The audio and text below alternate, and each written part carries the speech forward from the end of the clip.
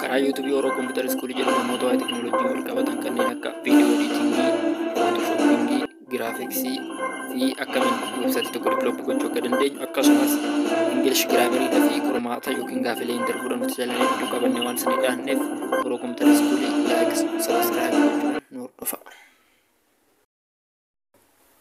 Communication skill keenya guddifachuudhaaf har'ammoo jechoota polite ta'an akkamitti gara afaan Oromootti hiiknee Ingiliffarraa kan jedhu waliin ilaalla. English for Ethiopia.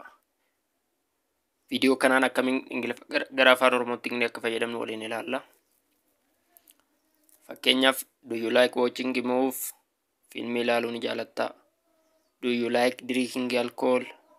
Dhugaatii macheessoo dhuguu ni jaalattaa? Yes, I do. Nan jaaladha. Afaan Oromoo isaatiin jechuudha gara afaan Oromootti gaafa hiiknudha. Yes, I do. Nan jaaladha.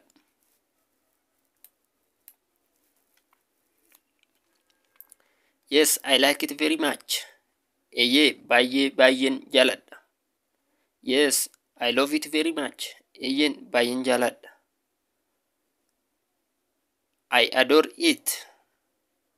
Nan jaaladha.